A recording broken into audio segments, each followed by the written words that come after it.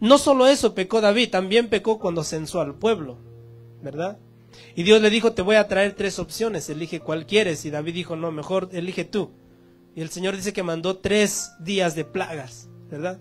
Y el ángel de Jehová estaba listo para entrar a Jerusalén y matar, ¿verdad? Pero dice que ahí fue donde David compró la era de Onán Jebuseo, me parece se llamaba este hombre, donde se edificó más tarde el templo. Fue donde David dijo, yo no ofreceré a Jehová sacrificio que no me cueste. Y ahí se agarran los que quieren mucho dinero, ¿verdad? Pero David lo hizo porque detrás de ese suceso había pecado. Había censado al pueblo, algo que Dios nunca le dijo, ¿verdad? Censar al pueblo significaba para David saber cuántos soldados tenía, cuánto poder militar tenían. Y Dios le dijo, yo pelearé por ustedes, les dijo a Dios a los israelitas. ¿Y ustedes qué dice? Estaréis tranquilos. Pero David como que se le olvidó eso y censó al pueblo, quería saber cuántos hombres tenían aptos para la guerra. Y así podemos ver a varios hombres de Dios que pecaron. Pero yo traje el ejemplo de David, ¿verdad? Esta noche vamos a hablar, y este tema lo he tocado en diferentes temas, tal vez ya lo ha escuchado, pero este tema vamos a tratar simplemente el ejemplo que Dios puso en la Escritura para saber, ¿verdad?, que los siervos de Dios también caen, pecan, ¿verdad? Pero que a la misma vez Dios también los puede restaurar, ¿verdad? Vamos a ver en esta pequeño estudio, si así le parece, vamos a ver cómo el juicio de Dios aparece, pero no toma tanto tiempo para Dios mostrar su misericordia, ¿verdad? Porque todo aquel hombre que comete pecado, según la palabra de Dios, merece la muerte. O sea, vamos a estudiar 2 de Samuel, así que abra su Biblia en 2 de Samuel capítulo 11 y capítulo 12. 2 capítulos vamos a estudiar. Yo sé que no voy a terminar hoy, pero quiero, no sé, Dios ¿cómo se dice? Días atrás me empezó a dar este pensamiento, ¿verdad? Me empezó a dar como este pensamiento. Y a mi pensamiento venía, ¿cuánto Dios puede perdonar? ¿Cuánto Dios puede perdonar? O sea, no sé cómo lo puedo explicar. ¿Cuán paciente es Dios para con nosotros? ¿Verdad? ¿Cuán paciente es Dios para con nosotros que ya hace días? Bueno, hablo por mi persona, tal vez usted no, ¿verdad? Pero sospecho que sí, ¿verdad? Sospecho que sí. ¿Cuánta paciencia Dios me ha tenido a mí que hace días me hubiese quitado la vida, ¿verdad? Porque yo le he fallado, porque yo he pecado contra Él, contra sus mandamientos. Y dice la palabra que el pecado es transgresión de la ley. Así que cuando transgredimos una ley de Dios, automáticamente somos reos de muerte. Pero en la misericordia de Dios estamos vivos y de pies, porque Dios no nos ha pagado conforme merecemos, ¿verdad? Yo siempre he dicho, es uno de mis pensamientos, ¿verdad? Siempre he dicho, cuando nosotros pecamos, es como le damos la licencia a Dios de que nos extermine. Cada pecado que cometemos es como decirle a Dios, me puedes quitar, ¿verdad? Pero mira cuán grande amor nos tiene Dios, que fallamos una y otra y otra y otra y todavía estamos de pie. Y es por su gracia y su misericordia, no es porque lo merecemos, hermano, ¿verdad? Así que hoy vamos a estudiar a David, el varón que tuvo el corazón conforme a Dios, ¿verdad? Quiero que vaya conmigo, ya si ya abrió ahí Samuel, no lo pierda. En esos 2 capítulos vamos a estar, ¿verdad? Pero si pudiésemos ponerle un tema a este pequeño mensaje yo le pondría así: los pecados ocultos matan poco a poco. ¿Escuchó? Los pecados ocultos matan poco a poco. Amén. Ahora, entendiendo, bueno, según la Escritura, vamos a entender qué es el pecado, ¿verdad? La Biblia nos enseña que el pecado es la transgresión de la ley. Si quiere, vaya a 1 de Juan 3:4. 1 de Juan 3:4. Si alguien está conectado ahí, ¿verdad? Y si tiene su Biblia, abra su Biblia, porque es necesario que lea la palabra de Dios, ¿verdad? 1 de Juan capítulo 3, versículo 4. Dice: todo aquel que comete pecado infringe también la ley, pues el pecado es infracción ¿de qué? De la ley. Así que podemos definir el pecado como la transgresión o el incumplimiento de una ley. Ahora, lo podemos bajar a lo terrenal, ¿verdad?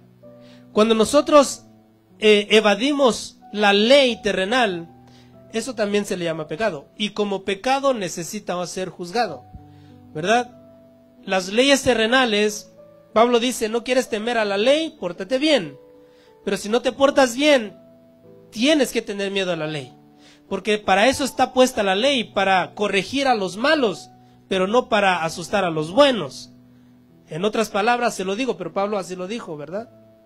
Así que, cuando nosotros vamos contra las leyes de una ciudad, en esta ciudad donde vivimos, si pecamos o si transgredimos la ley, estamos pecando. Ahora, ya en lo espiritual, ¿verdad? Nosotros pecamos cuando transgredimos o incumplimos la ley de Dios, ¿verdad? Primero, dentro de ti, en tu conciencia, está puesto un chip, ¿verdad? Desde que naces, tienes ahí incrustado la moralidad de Dios, porque tú vienes por creación de Dios. Así que en tu conciencia tienes, ¿verdad?, lo que Dios puso en ti para distinguir lo que es bueno y lo que es malo, ¿verdad? Así que lo malo aborrece Dios, lo bueno lo honra, ¿verdad? Así que aunque no tengamos una Biblia en la mano, tenemos la conciencia. Y la conciencia nos dicta qué es bueno y qué es malo, ¿verdad? Así que cuando vamos contra nuestra propia conciencia a hacer lo malo, estamos pecando delante de Dios contra lo que Él mismo puso en nuestra conciencia, ¿verdad?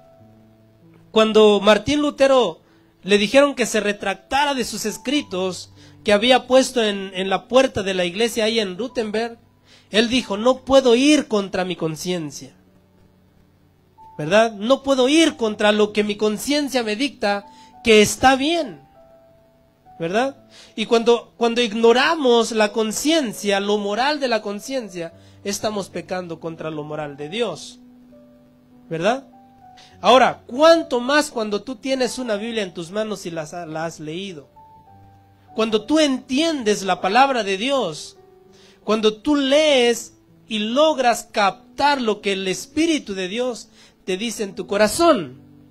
Ahora, cuando tú sabes la palabra de Dios y pecas, ¿qué haces con la palabra que ya tienes en el corazón? Por lo menos en la mente, porque si estuviera en el corazón no pecaríamos, ¿verdad? Entonces, cuando lo conocemos y aún así pecamos, estamos despreciando la palabra de Dios. Estamos desechando la palabra de Dios. Ahora, ¿cuántas veces usted y yo hemos rechazado o despreciado la palabra de Dios? ¿Alguna vez lo ha hecho usted? ¿Sí? Si una vez lo has hecho igual que yo, entonces en ese momento fuimos reos de muerte. Y eso lo voy a explicar conforme le pasó a David. Porque Natán cuando va y lo enfrenta dice: despreciaste a Dios. ¿Por qué Natán le dice despreciaste a Dios? Porque David sabía la ley de Dios, ¿verdad? Entonces nosotros cuando tenemos conocimiento de la Escritura y vamos contra lo escrito, estamos pecando y estamos despreciando a Dios, ¿verdad? Y esto viene más por mí, tal vez usted no, ¿verdad? Pero lo digo en primera persona porque todos pecamos. Y cuando pecamos, sabiendo hacer lo bueno, dice, hemos pecado cuando no lo hacemos. Cuando en lugar de lo bueno hacemos lo malo, ¿verdad? Y cada vez que cometemos un error, es un poquito, morimos un poquito.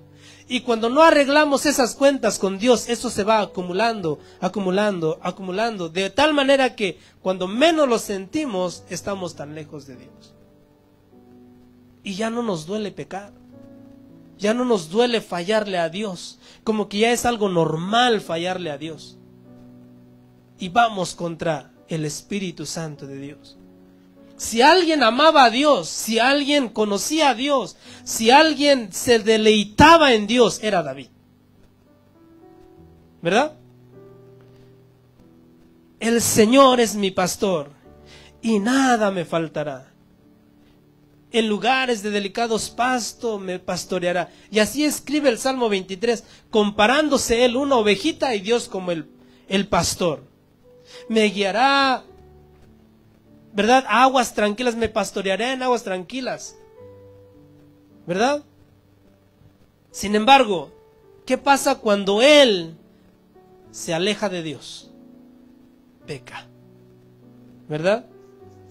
Ahora, el pecado ya lo definimos como transgresión de la ley. Ahora, ¿cuál es el salario del pecado? Romanos 6:23, ¿qué dice? Porque la paga del pecado es muerte. Por eso ahí viene mi premisa de que cada que pecamos, le damos licencia a Dios que nos corte de esta tierra. ¿Y sabe por qué no lo hace? Por su misericordia. Nada más por eso, hermanos, porque Dios es tan grande en misericordia. Dice la Escritura que Dios es lento. Yo creo que, a ver, nosotros comparamos la lentitud. Hay un cuento de niños en la primaria, bueno, por lo menos allá de donde venía el cuento de la tortuga y la liebre, ¿verdad? Que los ponen a una carrera, ¿verdad? Y la tortuga va a su paso, pero no descansa. Y la liebre dice, no, pues ya le gané, se duerme un ratito. En cuanto se duerme, la tortuga va avanzando y gana la carrera, ¿verdad? Dice, la paga del pecado es muerte. Ese es el salario de las veces que nosotros le fallamos a Dios. Vuelvo y te digo, Dios es lento, es como la tortuga en la ira. No estoy diciendo que Dios sea una tortuga y vaya a comprar una tortuga usted y ahí lo ponga en su mesa y dice, ese es Dios. No estoy diciendo que Dios sea tortuga, no. Sino que en lo que es su ira es tan lento. Hermano, si usted me dice qué tan rápido me enojo cuando algo no me gusta, yo soy como la liebre, rápido en enojarme. Y no me da pena, ¿sabe por qué? Decirlo, porque yo sé que Dios lo sabe, ¿verdad? ¿Cuántos son lentos para la ira? Aquí levanten su mano. ¿Nadie? ¿Nadie es lento para la ira? Todos son rápidos para la ira, son de mecha corta, o somos entonces, ¿verdad? Pero Dios no es así. Dios, no sé cómo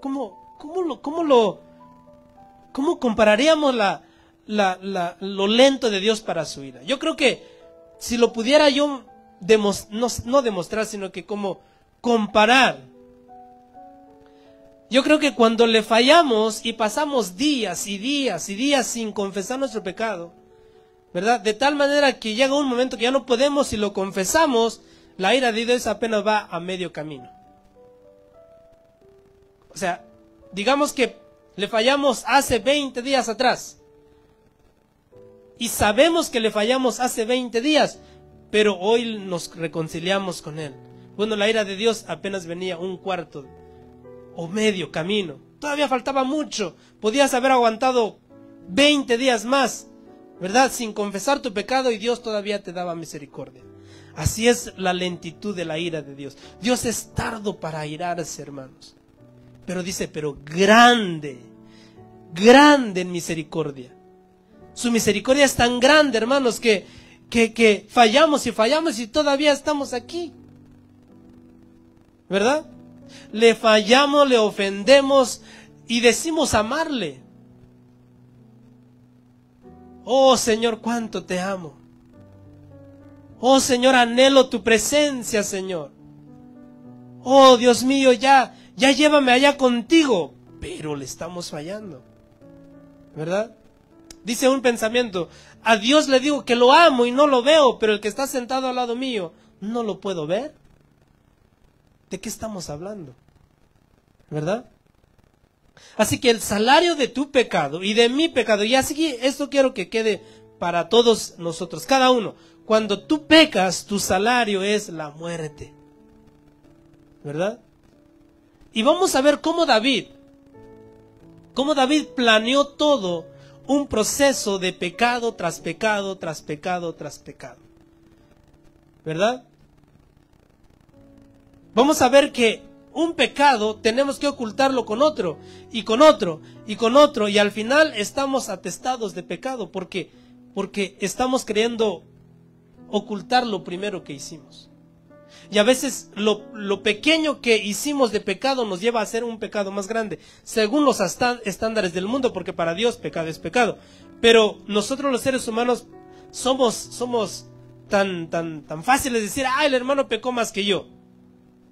Delante de Dios, una mentirita es igual que un asesinato.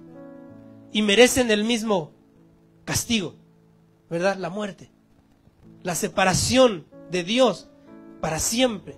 Así que la paga del pecado es separación con Dios. Por eso el profeta dijo, vuestros pecados, dice, ha hecho división entre Dios y nosotros. Una pared, ¿verdad? Una pared se levanta cuando hay pecado en nuestras vidas. Dios se separa, no nos atiende, ¿verdad? Y pasamos la vida tristes, enojados, ¿verdad? Fastidiados. Y lo digo yo, hermanos. Tal vez esta prédica es para mí, pero te lo comparto, ¿verdad? Te lo comparto por si estás pasando el mismo proceso, tal vez, ¿verdad? Así que una de las historias registradas en la Biblia para mostrar el justo juicio de Dios y a la par del mismo evento la gracia de Dios es sin duda el pecado de David. Porque Natán va y le dice, has pecado. Bueno, Natán le dice, oye, quiero que juzgues un asunto que te voy a contar. Y él empieza a contar y David dice, tan cierto como Dios vive, ese hombre que hizo esto merece la muerte y debe pagar 7 veces más lo que hizo. Y Natán le dijo, muy bien, ese hombre eres tú. O sea, David se juzgó a sí mismo, dice, el que hizo tal pecado debe morir. Natán dijo amén, ¿verdad?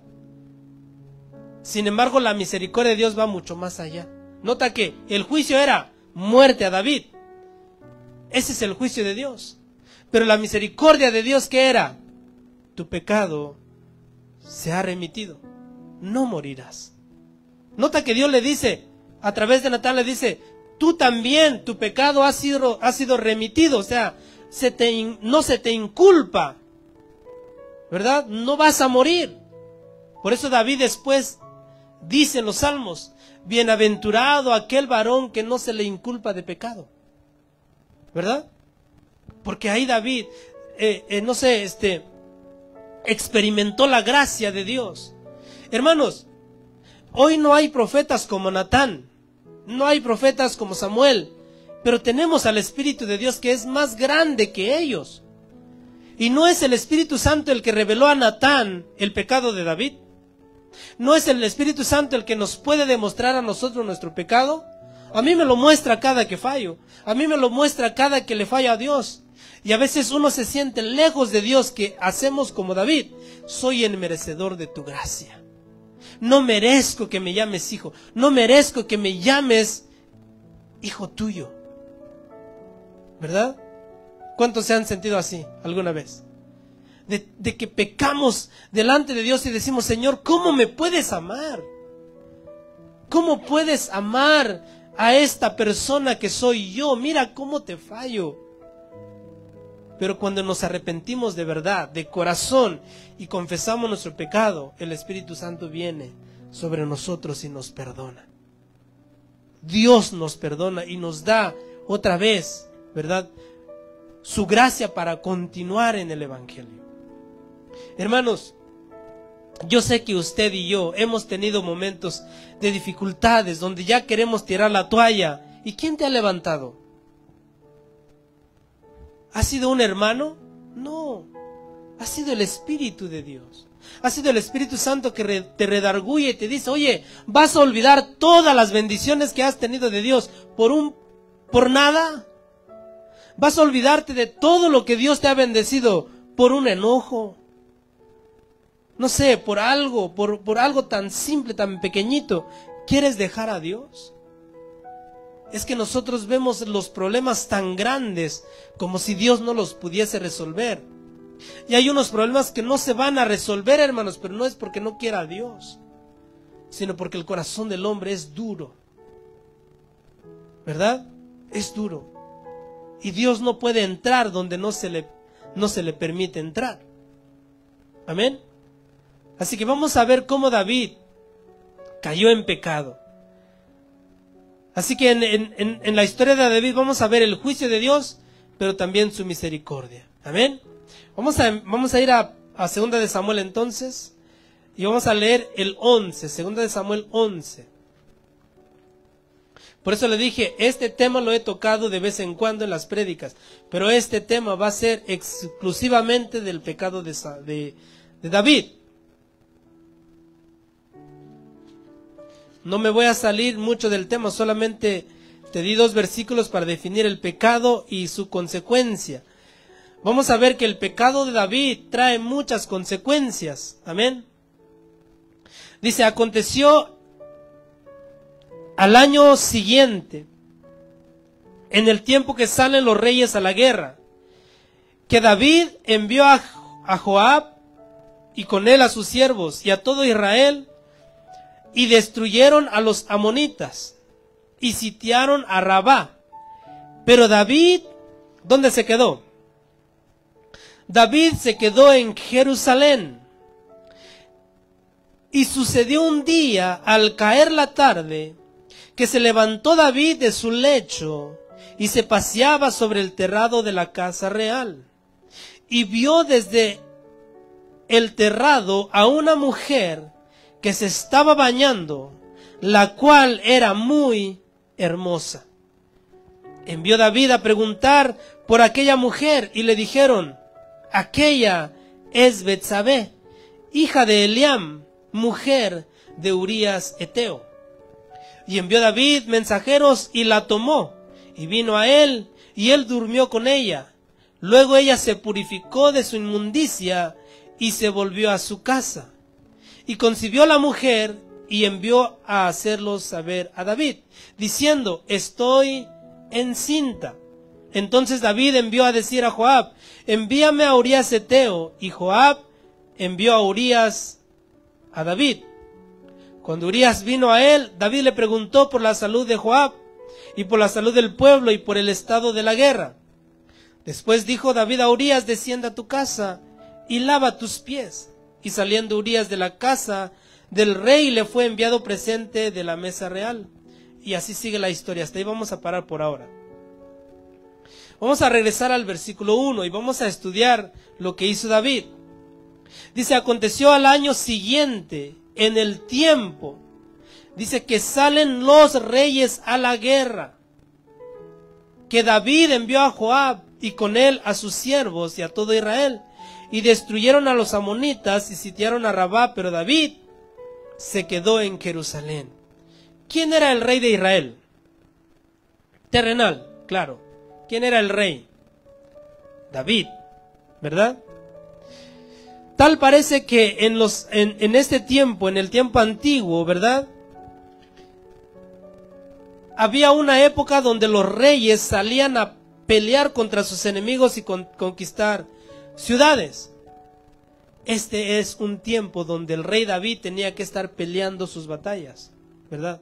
Ese es un tiempo que el rey David tenía que estar con su ejército, enfrente del ejército, tal vez, no sé si enfrente, pero por lo menos estar ahí con el ejército, animándolo, apoyándolo, tal vez no enfrente porque Joab estaba ahí.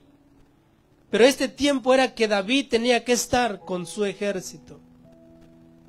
Pero dice David que él, en lugar de irse con el ejército, se quedó en Jerusalén. Y puso a Joab como el encargado del ejército. A ver, Joab era el general del ejército. Después de David, el que mandaba si no estaba David, era Joab. Y como David se queda en Jerusalén, el encargado del ejército era Joab.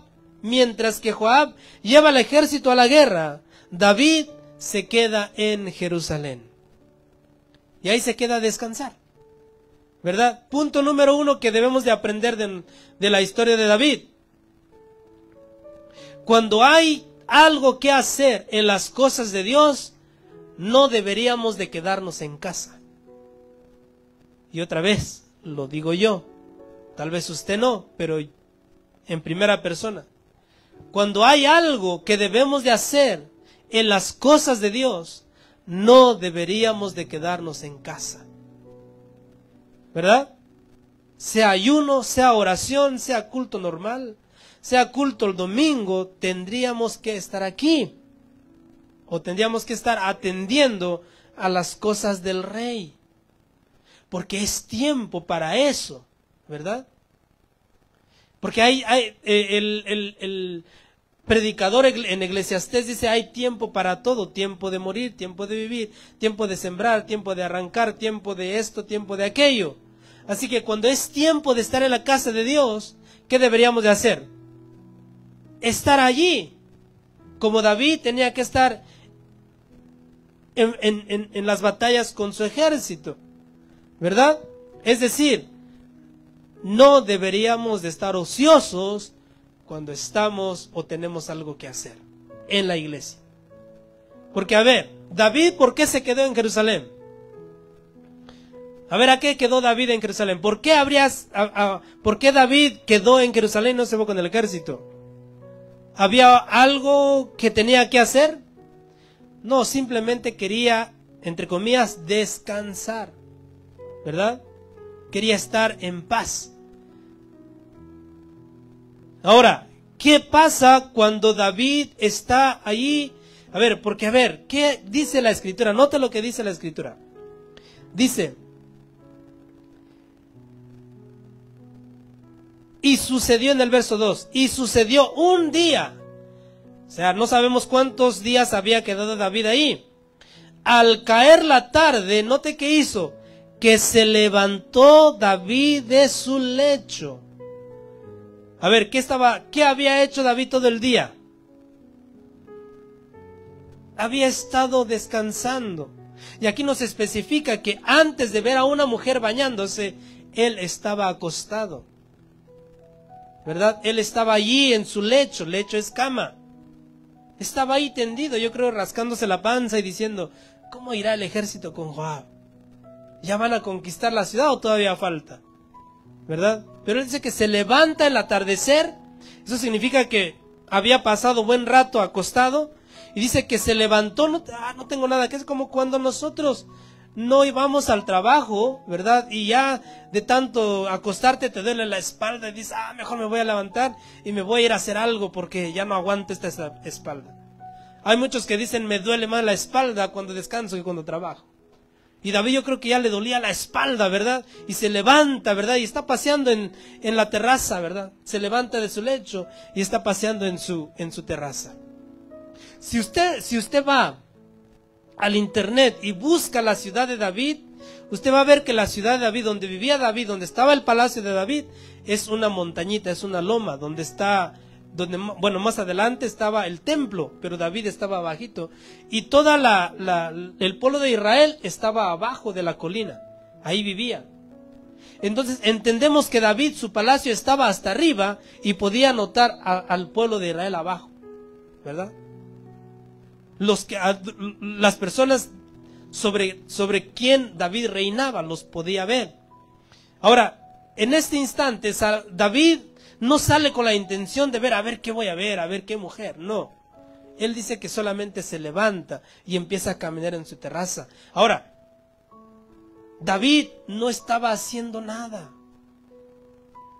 No estaba haciendo nada, ¿verdad? Estaba ahí nada más pensando y salió a caminar y de repente ve a una mujer ahí, bañándose.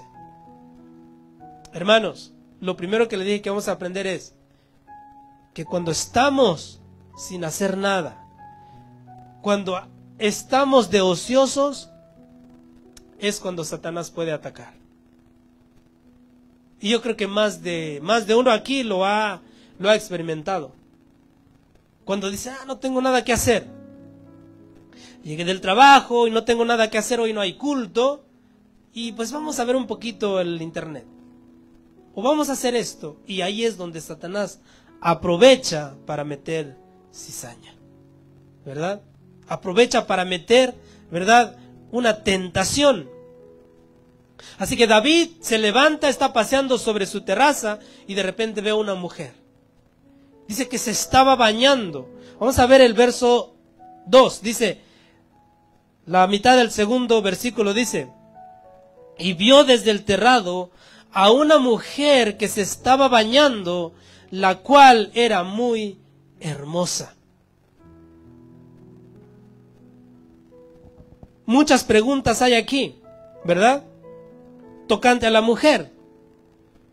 ¿Qué mujer se le ocurre bañarse, ¿verdad?, sin cubrir un lugar donde se va a bañar? Ahora, las mujeres de ahí de Israel sabían que el rey estaba allí y él estaba arriba, ¿verdad?, en su terrado.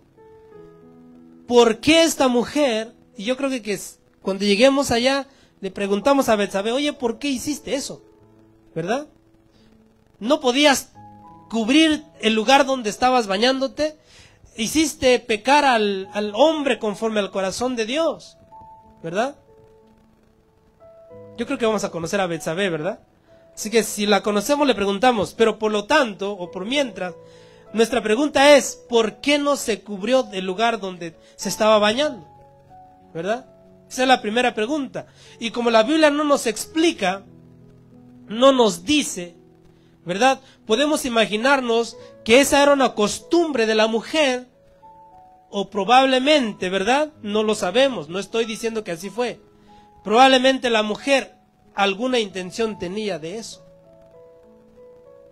O simplemente Satanás. A ver, ¿no se recuerda que Jesús le dijo a Pedro, quítate de delante de mí, Satanás? Probablemente Satanás usó a la mujer para hacer caer a David, ¿verdad? Entonces muchas preguntas podemos pensar, imaginar, ¿verdad? Pero lo que sí está escrito es que la mujer se dejó ver, ¿verdad?, ante el rey. Y dice que la mujer, aquí lo explica el escritor, dice, la cual era muy hermosa. Algo que tienen los hombres que las mujeres tal vez diferencian un poquito es que el hombre es más visual, ¿verdad? El hombre, ¿verdad?, le gusta más, o el gusto se le entra por los ojos.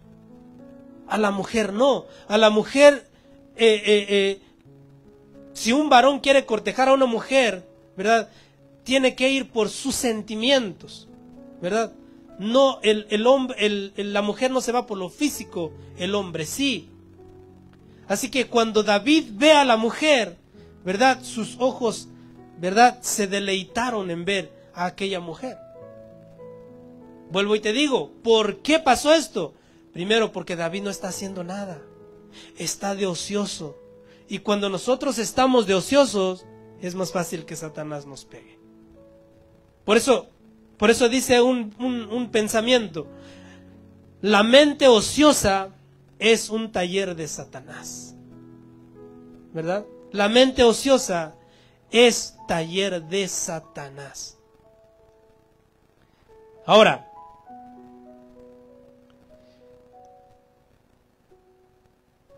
cuando lo primero que encontramos como enseñanza para nosotros es que cuando alguien teniendo que hacer decide estar de ocioso, es más fácil que las tentaciones le suban al corazón, ya sea de manera externa o interna. En este caso, David fue tentado de manera externa y ve a una mujer que se estaba bañando. David podría excusarse, sin embargo, también podía haber rechazado sus impulsos, ¿verdad? Hay dos maneras que viene la tentación. Una es por manera externa, ¿verdad? Y a ver, aquí entramos todos, hermano. No nada más el hombre como varón, sino que las mujeres también, ¿verdad? Hay tentaciones que son de manera externa, ¿verdad? Y esto puede ser un varón a una mujer a un varón, o tal vez, no sé, en cualquier cosa, ¿verdad? Y la tentación viene de fuera, no de adentro del corazón. Pero muchas veces, por ejemplo, en este caso David está paseándose y la tentación vino de manera externa. Él vio a alguien. Pero a veces cuando estamos de ociosos y estamos en nuestra casa, ¿verdad? Y no estamos haciendo nada, a veces la tentación viene de adentro del corazón. No vemos nada externo, pero en nuestro corazón desea algo. Y empezamos a meditar cómo tener lo que deseamos. Y eso es tan peligroso porque Satanás, ¿verdad? Ahí aprovecha para poner una y otra, ¿verdad? Así que yo le puse aquí, David, en este caso podía decir, pues yo qué culpa tengo, ¿verdad? Yo qué culpa tengo, la mujer está ahí, pues yo la vi, pero a ver, David tenía otra opción. ¿Cuál era esa opción? Meterse a su cuarto, meterse a su palacio y dejar de ver aquello, ¿verdad? Pero ¿qué hizo David? ¿Hizo eso? No, se quedó ahí viendo, ¿verdad? Ahora quiero que vaya a Santiago 1:12 al 15. Santiago 1:12 al 15.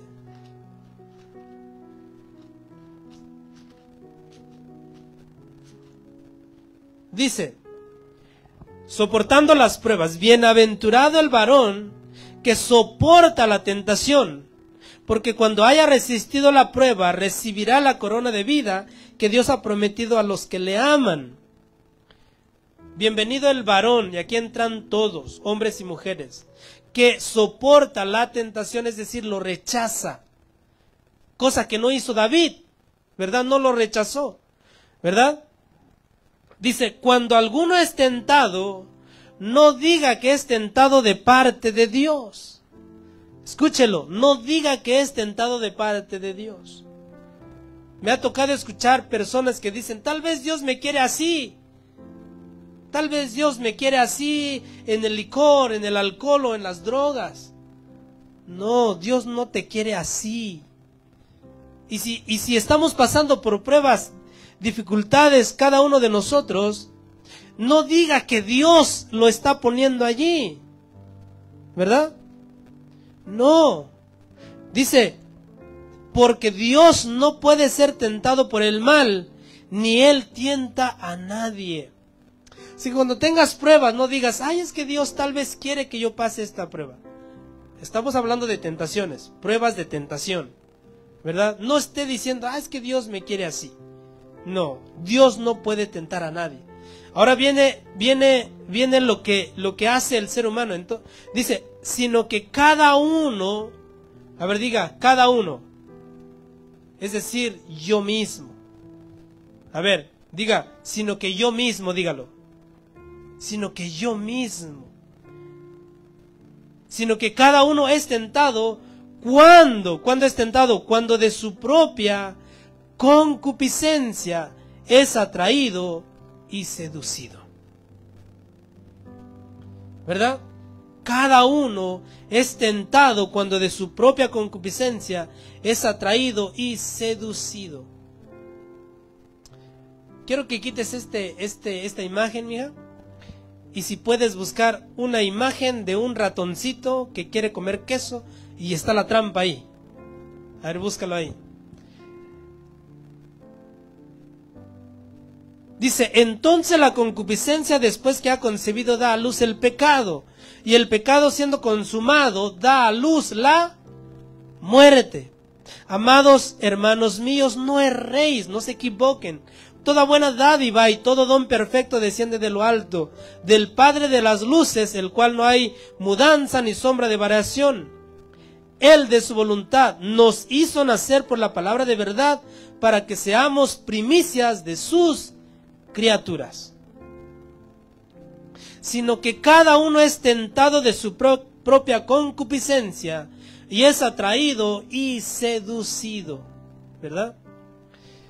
Si usted alguna vez ha tenido, o no sé, si vivió en una casa donde había los animalitos que corren en la noche, cuando prende la luz se van rápido, ¿cómo se llaman esos? ¿Verdad? ¿Verdad? A ver, nadie dice, a ver, bueno, en la India tal vez, ¿verdad? Porque creen que si una persona se porta mal, reencarna en un ratón, en una cucaracha, en esto. Allá no matan animales, ¿eh? Usted a quien vea, ¡pam! ¿Verdad? ¿Qué tal si era la abuelita? Ya usted lo mató. No, porque no creemos en eso, ¿verdad? Nosotros creemos en la resurrección, no en la reencarnación, ¿verdad? Pero cuando nosotros no queremos roedores en nuestra casa, o no sé, cucarachas, no sé, hormigas, ¿qué pones? Vas al Walmart, vas a una tienda, ¿verdad? Y buscas cebo para matar cucarachas o para matar hormigas. O si tienes ratones en tu casa, buscas trampas para ratones. Pero esa trampa, el ratón no va a venir solito a la trampa, ni la cucaracha, ni la hormiga. Va a venir solito. Tienes que ponerle algo para que lo atraiga, ¿verdad? ¿Y qué es lo que se le pone? Por lo menos vamos a hablar del ratón. Si lo encuentra ahí la niña, vamos a ponerlo. ¿Qué es lo que se le pone al ratón? Normalmente se dice que el ratón le gusta el queso, ¿verdad? Entonces vamos a poner un poquito de cebo, ¿verdad? O queso, porque al ratón le encanta eso, ¿verdad? Y entonces cuando el ratón huele la comida, él lo va buscando. Él no sabe que está una trampa. Él no sabe que peligra su vida. Él no sabe que ahí se puede morir. Él no sabe que ahí puede comer el queso, pero le puede quitar la cola, o le puede quitar una pata, o simplemente la trampa le agarra la mitad del cuerpo y ahí se queda. Él no sabe eso. Él solamente quiere comer. Él solamente quiere disfrutar de la comida, ¿verdad? Bueno, eso es la concupiscencia, esa es la tentación. Es como un cebo, es como un queso que atrae al ratón. Bueno, déjame te digo, hermano, hermana, cuando tú deseas algo ajeno, hablo de varón a una mujer ajena, o de una mujer a un hombre ajeno, es el cebo, es el queso, ¿verdad? Tú no sabes que hay una trampa allí.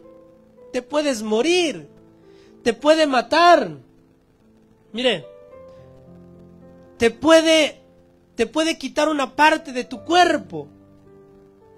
Hermano, ¿sabe cuánto cuesta? ¿Cuánto es el costo de una infidelidad? Pierdes una parte de ti, porque la Biblia dice, herencia de Jehová son los hijos. Los hijos provienen de ti. Por eso cuando Adán ve a la mujer, dice, esto es ahora hueso de mis huesos y carne de mi carne. Ahora los hijos también son hueso de nuestros huesos y carne de nuestra carne. Cuando hay una infidelidad, ¿verdad?, pierdes parte de tu cuerpo. Porque primero la Biblia dice que tu esposa es tu mismo cuerpo y tus hijos son tu herencia. Pierdes eso, hermano, cuando hay una infidelidad. Pero ¿qué tal el queso? Sabe rico. Vuelvo y te digo, el ratón no sabe que hay una trampa ahí. Él solamente quiere el queso. ¿verdad? Y cuando está disfrutando el queso, la trampa lo agarra. Hermano, hay veneno, ¿verdad? En la infidelidad. Y el veneno mata, ¿verdad? El veneno mata. Dice que para que esto produzca, ¿verdad? O para que dé a luz el pecado, tiene que haber algo que atraiga. Por eso dice aquí, de su propia concupiscencia es atraído y seducido. Lo primero que pasa cuando hay un pecado, hermano, a ver, el pecado no se hace al instante, hermanos. El pecado no se hace de un minuto al otro minuto, de un minuto a una hora, no. El pecado cuando se quiere cometer se va de paso en paso. Primero se piensa, se medita, ¿verdad? Y luego se busca la oportunidad hasta que se consuma el pecado. Pero ¿qué dice la Escritura? Cuando se consuma, ¿verdad? De lo que fue atraído es seducido. Cuando llevo a concebir eso, dice que doy a luz el pecado. Y una vez que hay pecado en mí, ¿qué espero?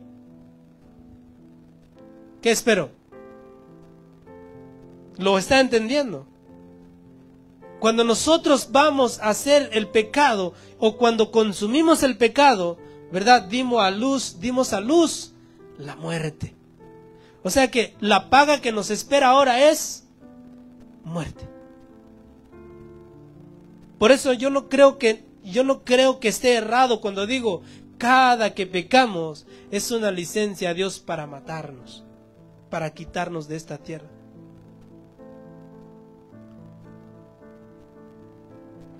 Tiene que haber algo para que nos seduzca y nos atraiga.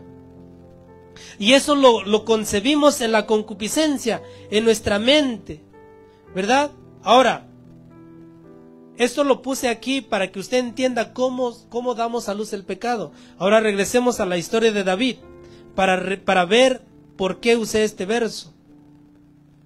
Cuando David ve a la mujer ahí bañándose, él tenía dos opciones: seguir mirándola y desearla, o rechazar eso y volver a sus aposentos. Hermanos, ¿usted sabía que David tenía esposas y concubinas? Sí, ¿verdad? A veces en las iglesias no se habla de esos temas, es un tabú hablar de estos temas, pero yo creo que es necesario. Si hay un lugar donde tenemos que hablar y enseñar a los hijos, a los niños, es en la iglesia, porque en el mundo van a aprender de manera diferente, ¿verdad? Pero mira, hermanos, y te voy a decir una cosa. Es cierto que David fue tentado de manera externa, pero ¿qué podía haber hecho él? No ceder a la tentación, dejar de ver aquello y meterse a sus aposentos, ¿verdad? Y voy a hablar un poquito de manera, ¿cómo se dice? Es que con respeto, pero un poquito directo, ¿verdad? Si David en ese momento le llegó los deseos carnales, bien podía llamar a una esposa o una concubina. Pero él no hizo eso. Él no hizo eso. Él se quedó mirando. ¿Y qué pasa después? Dice, primero, el escritor nos dice, era muy hermosa. ¿Qué hizo David después? Envió David a preguntar por aquella mujer. Y le dijeron, aquella es Betsabé, hija de Eliam. Hasta ahí no pasa nada, ¿verdad? Si ahí acabara el versículo, diríamos, bueno, no pecó David. Pero nota que dice, después, mujer de ¿quién? Urías. Segunda cosa que David pudo haber hecho para no pecar contra Dios.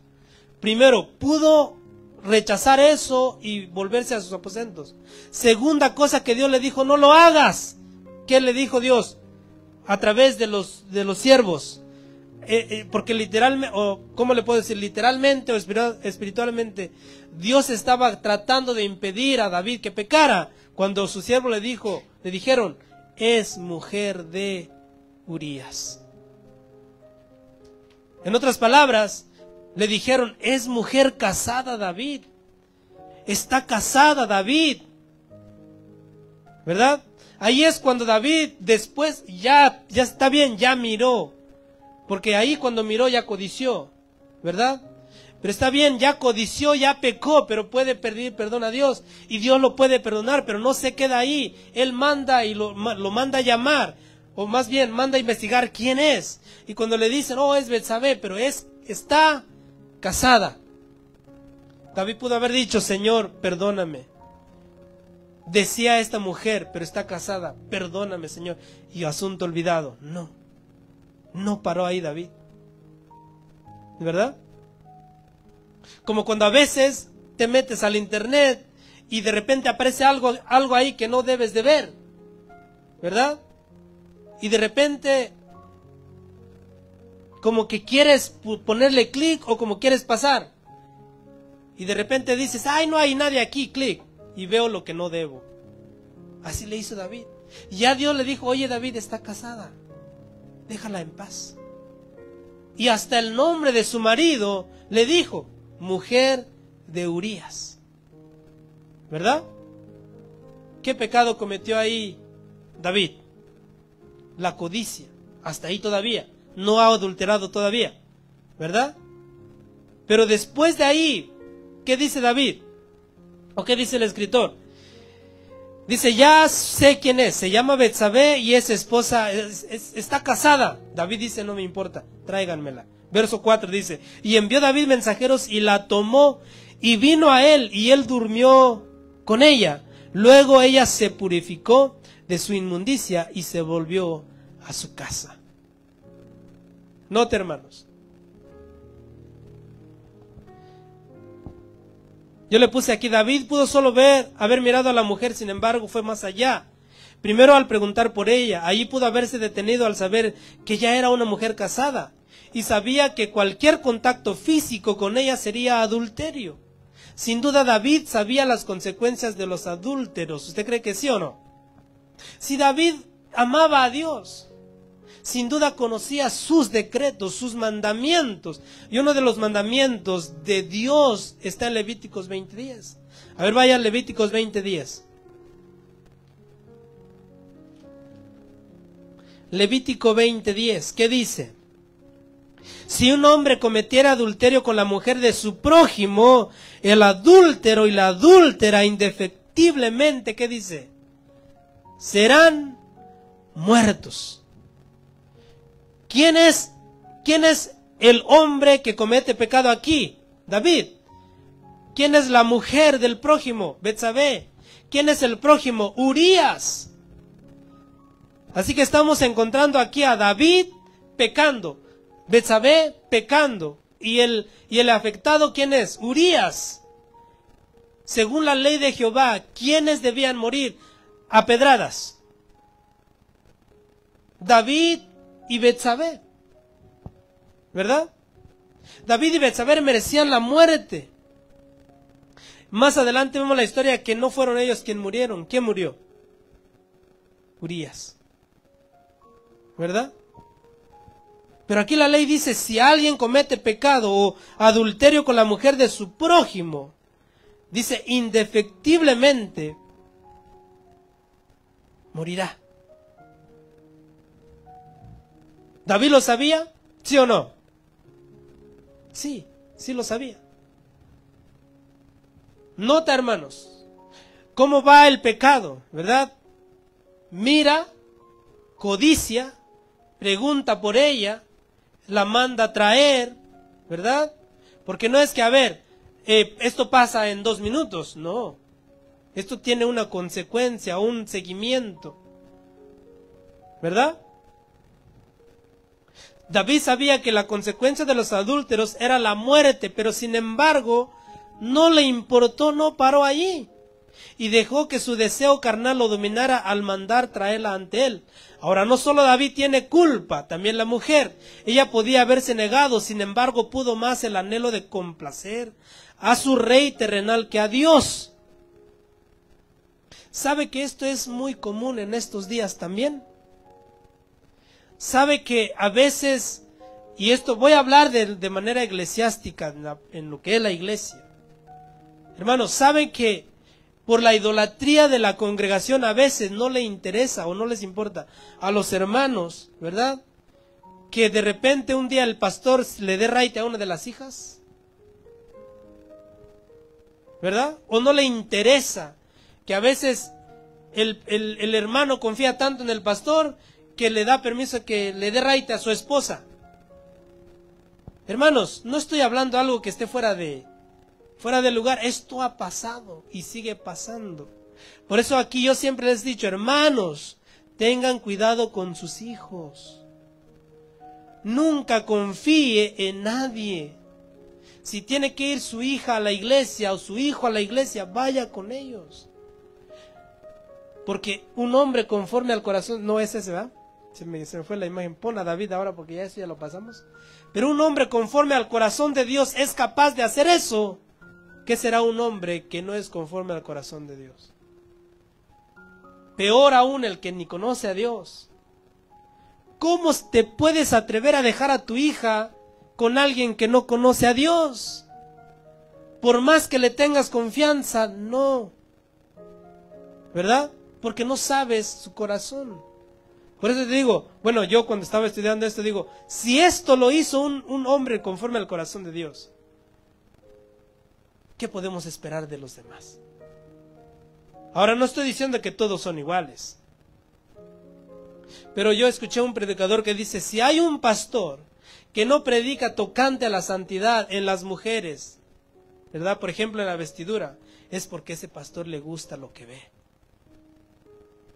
Y si un pastor no le gusta predicar que usted cuide a sus hijos, por algo ha de ser. No quiero que nadie venga y nos diga a nosotros aquí, que nos culpe, nos diga, yo miré al hermano con un... No, por eso le estamos diciendo, usted no haga eso, ¿verdad? No tenemos la intención de... Pero usted también cuide a sus hijos, cuide a su matrimonio, respétese mujer, ¿verdad? Hay excepciones, si la hermana se está muriendo y no hay nadie que le lleve, pues llévala, pero se está muriendo. Pero si está bien, no. Mejor, como dice un hermano, mejor dele $5 que se vaya en paz, ¿verdad? Pero no tentemos, ¿verdad?, nuestra concupiscencia. Porque tenemos que entender que somos seres humanos. Amén. Así que David y Betsabé tenían que morir, ¿verdad? ¿O no? ¿Usted qué dice? Ahora, yo le puse aquí la mujer. A ver, cuando David manda a sus siervos y le dice, oye, el rey pide que nos digas quién eres. Oh, soy Betsabé, hija de no sé quién, soy mujer de Urías. Oh, ya van ahí. Y rey mío, dice la mujer que está casada con Urías Eteo. Ok, ya, ahora vayan por ella. Y ahí van los siervos. Y llegan a la casa de Betsabé y dice, oye, el rey quiere verte. ¿Qué pudo haber dicho la mujer? Por eso le digo, hermanos, hasta cierto punto creo que la mujer tenía una cierta intención. Porque ella no se niega, ¿verdad? Oye, el rey quiere verte, porque no se nota que digo, y mandó la primera vez el rey, y la mujer no quiso ir. Y mandó la segunda vez, y no quiso ir. Y mandó la tercera vez, y ahora sí vino. No. Una sola vez el escritor dice, y mandó por ella, y la mujer vino. ¿Verdad? Porque una mujer que respeta su casa, no va a hacer esto, hermanos. ¿Verdad? No va a hacer esto. Y la primera vez que mandaron por Betsabé, Betsabé vino. Bien contenta al palacio, ¿verdad? Bien contenta al palacio. Primero, pudo haber rechazado. Por eso le digo aquí, hermanos, la culpa es tanto de David como la mujer. Porque la mujer pudo no haber ido. Primero, pudo taparse donde se bañaba. Segundo, pudo rechazar la invitación del rey. Tercero, ok, ya vine, rechazar el momento que quería el rey con ella. Así que de ambas partes, a ver, hermanos, para bailar se necesitan dos, dice el dicho. Para fallar se necesitan dos personas, ¿verdad? Entonces nota, la mujer, yo le puse aquí, era tan, a veces es tanto el deseo de complacer a mi líder, ¿verdad? Que no me interesa, si me pide ir, yo voy. No, hermanos, hay que ser sabios, ¿verdad? Y ver cuándo sí y cuándo no. La mujer pudo haber dicho no. Sin embargo, ¿qué hace la mujer? Ahí va. Y la mujer igual es como el ratoncita, ¿verdad? David era el ratón que no sabía que iba a morir. Después de ahí la mujer igual, ¿verdad?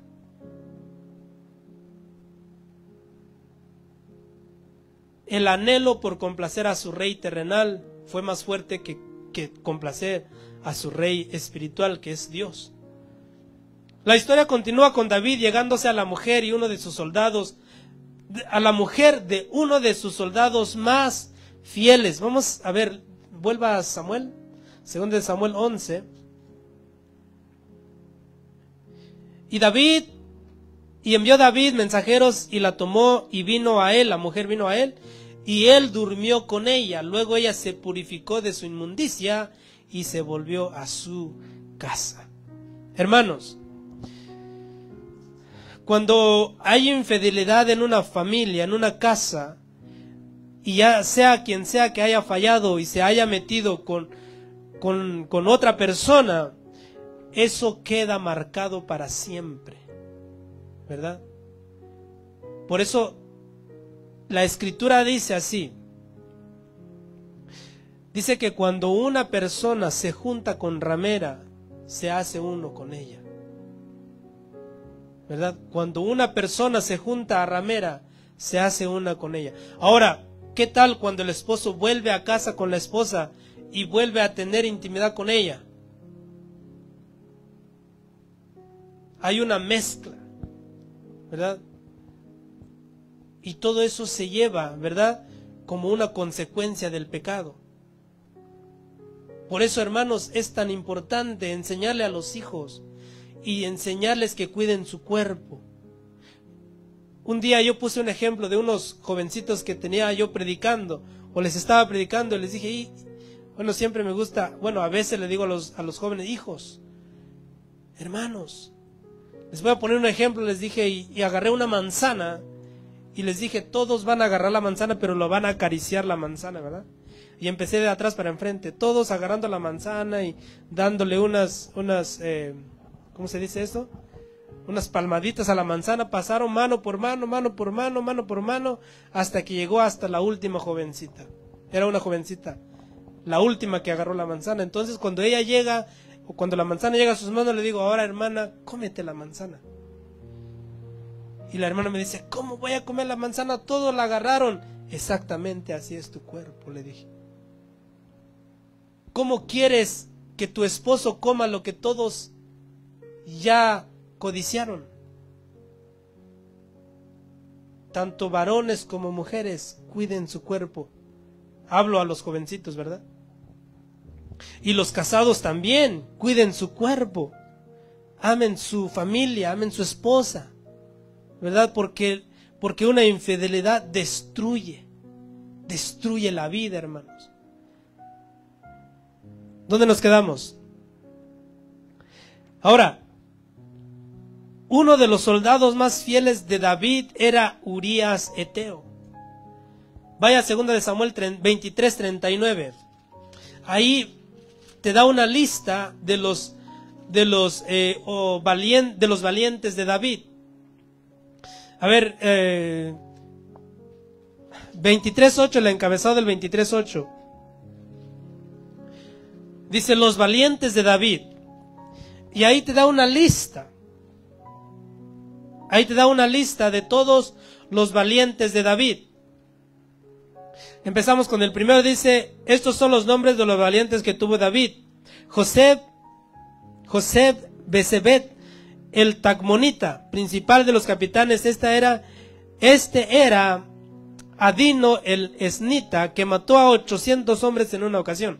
Imagínense, 800 hombres. Después de este, Eleazar, hijo de Dodo, Ahoita, uno de los 3 valientes que estaban con David, que desafiaron a los filisteos que se habían reunido allí para la batalla, y se habían alejado los hombres de Israel. Este se levantó e hirió a los filisteos hasta que su mano se cansó y quedó pegada su mano a la espada. Aquel día Jehová dio una gran victoria, y se volvió el pueblo en pos de él tan solo para recoger el botín.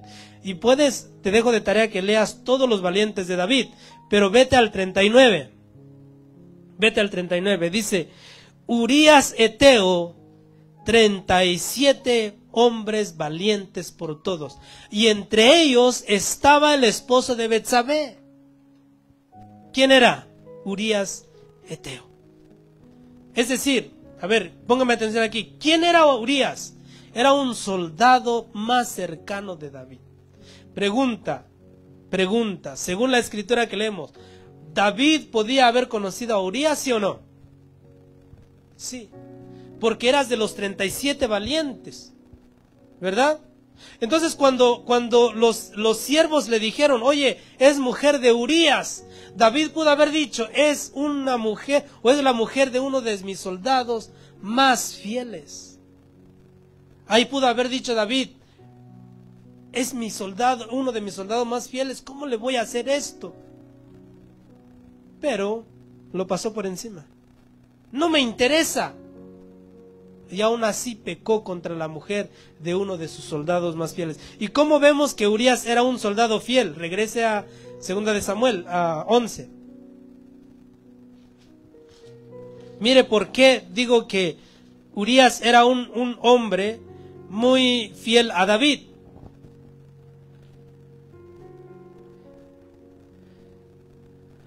Pero antes de ir ahí vamos a terminar el 4. Dice, una vez que la mujer durmió con David, voy a terminar aquí ya. Dice, una vez que él durmió con ella, dice, la mujer se levantó, luego ella se purificó de su inmundicia y se volvió a su casa. Hermanos, ¿usted cree que cuando alguien peca contra su pareja, su mujer o su esposo, cuando alguien se mete con otra mujer que no es su mujer, o su esposo que no es su esposo, ¿verdad? ¿Usted cree que con una bañadita, ¿verdad? Con jabón, con lo que se eche, o sea hombre, sea mujer, se quita el pecado y se olvida? No. Dice la escritura, aunque te laves con jabón y lejía, tu pecado permanece delante de mí, dice Dios. Es decir, no hay jabón, no hay champú, no hay nada que quite una infidelidad. Y eso queda marcado en el matrimonio, hermanos. Eso destruye. Destruye el matrimonio, pero también destruye al que lo comete. Y más si es un siervo de Dios como David. Si es una persona que predica el evangelio y se mete en infidelidad con su esposa o contra su esposa, bien dicho, ¿verdad? Porque comete infidelidad contra su esposa. La afectada es la esposa. Si un pastor hace eso, desde ese día en adelante empieza a morir, empieza a morir, empieza a morir. Llega un momento que ya no siente nada. Y puede predicar bien, puede ver almas que se convierten, puede ver que otros prosperan espiritualmente, pero él se está muriendo poco a poquito. Hermanos, esto está pasando y tenemos que evitar que esto pase entre nosotros, ¿verdad? Tenemos que evitarlo. Y si ya pasó, que no nos vuelva a pasar. Y que eso no nos detenga, sino que sigamos adelante. Porque nuestra meta no es esta tierra, nuestra meta es Cristo. ¿Verdad? Aunque esta mujer dice, se purificó. No, eso ya quedó como una mancha. Como una mancha en su vida. Y se volvió a su casa. Y concibió a la mujer, es decir, quedó embarazada. Y ella envió a hacérselo saber a David, diciendo, estoy encinta. Y termino aquí con Urías. Entonces David envió a decir a Joab, envíame a Urías Eteo. Y Joab envió a Urías a David. Cuando Urías vino a él, David le preguntó por la salud de Joab. y por la salud del pueblo y por el estado de la guerra. Después dijo David a Urías, desciende a tu casa, lava tus pies, y saliendo Urías de la casa del rey, le fue enviado presente de la mesa real. Aquí note, el 8 dice, después dijo David a Urías, desciende a tu casa, hasta ahí no pasa nada. Pero cuando le dice, y lava tus pies, ¿sabe lo que le quiso decir David ahí? Le quiso decir, vete a tu casa, Urías, y ve y pasa tiempo con tu mujer. Es decir, lo estaba mandando prácticamente a tener intimidad con su mujer. Pero eso tenía un propósito para David. ¿Cuál era el propósito? Que David se llegara a Betsabé, su mujer, volviera a la guerra, y cuando regresaba Urías, la mujer estaba embarazada. ¿Y qué podía haber dicho David? Ese no es mío, es de Urías. ¿Verdad? Ese es de Urías.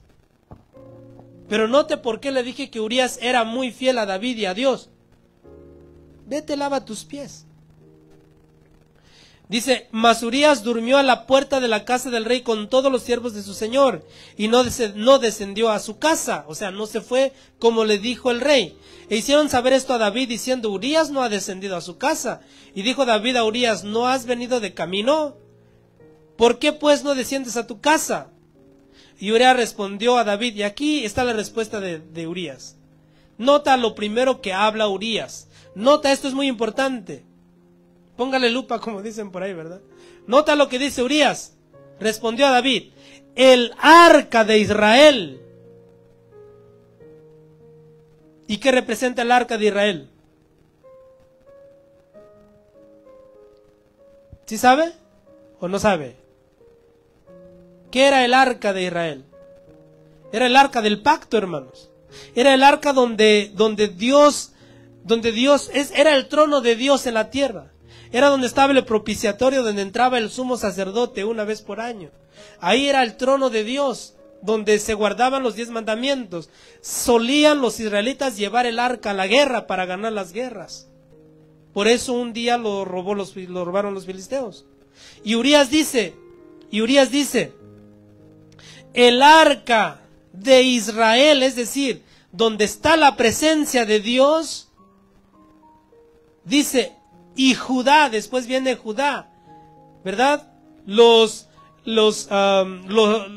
La descendencia de los reyes. Primero dice, el trono de Dios está en la batalla, luego está Judá allá, y nota dónde están bajo tiendas. Es en una tienda de acampar, porque estaban sitiando una ciudad. Cuando sitiaban las ciudades tenían que poner tiendas, no eran casas de barro, eran tiendas. Y Urías dice, el arca del pacto está en tiendas, y los hombres de Judá y de Israel están en tiendas. Y dice, y mi señor Joab y los siervos de mi señor en el campo. Y dice, y había yo de entrar a mi casa para comer y beber y dormir con mi mujer. Por vida tuya y por vida de tu alma, que yo no haré tal cosa. Ahora, ¿no ves que aquí está la mano de Dios? Que también Dios impidió a Urías a ir y descender con su mujer, para que a la postre el pecado de David saliera a luz, y después que Dios mostrase las consecuencias. Hermanos, los pecados ocultos matan de poquito en poquito. Ten cuidado, hermano, porque hay pecados que solo tú sabes que tienes, y hay pecados que solo yo sé que tengo. Y esos pecados los tenemos que confesar delante de Dios y decirle, Señor, como dijo David, lo dijo David, Señor, sálvame de los pecados ocultos, límpiame de aquello. Porque hay veces que hicimos un pecado, no sé, ayer, antier, y no nos dimos cuenta. No sabíamos que estaba ese pecado. Bueno, esos David dice, también de esos límpiame, ¿verdad? Yo creo que cada día debemos de pedirle a Dios experimentar un poquito de su amor y de su perdón, ¿verdad? Y yo espero que a ti te ayude esto. A mí me tiene que ayudar, me tiene que levantar, ¿verdad? Porque es Dios, es su palabra, no es mía, es de Dios, ¿verdad? Así que, hermanos, yo me voy a quedar ahí, todavía falta mucho, ¿verdad? Solamente quiero predicar el 11 y el 12. Vamos a ver más adelante, cuando Dios me permita predicarles, vamos a ver cuánto tiempo David guardó este secreto, y cómo David dice: mientras guardé mi secreto, ¿verdad?, mis huesos se secaron, ¿verdad? Vamos a ver cuánto tiempo más o menos David pasó, ¿verdad?, ocultando su pecado. Dios lo sabía, Dios lo sabía. Como el pecado tuyo que lo tienes escondido, Dios lo sabe. El pecado que si yo tengo pecados escondidos, Dios lo sabe. Pero David también dice que trató de esconder su pecado hasta que vino Dios y se lo reveló a Natán. Y le dijo: oye, Natán, necesito que vayas a ver al rey. Y ahí es cuando David escribe los salmos: límpiame más y más de mi pecado, ¿verdad? Así que, hermanos, hasta ahí me voy a quedar, ¿verdad? Tengan cuidado, ¿verdad? Porque el cebo en la trampa es buena, pero te va a matar, ¿verdad? Así que ten cuidado. Tengamos cuidado, ¿verdad? Porque no todo lo que vemos que es lindo es bueno. A veces es veneno puro. Amén. Así que voy a pedirle que cierre sus ojos ahí donde está. Amén. Y vamos a pedirle a Dios que nos perdone aún de lo que no sabemos que hemos cometido. Amén. Oramos. Padre bueno que estás en los cielos, mi Dios, gracias por tu hermosa palabra, Señor. Yo sé, Señor, que tú dejaste estas cosas. Tú expones los pecados de tus siervos, pero no solo para avergonzarlos, o nunca es para avergonzarlos, sino más bien para enseñarnos a nosotros que hay consecuencias de los pecados que cometemos. Tú puedes perdonar nuestros pecados, pero las consecuencias, sin duda, los vamos a sufrir. Así como David se le dijo: por lo que hiciste, no se apartará la espada de tu casa, y uno de tus mismos descendientes se levantará contra ti.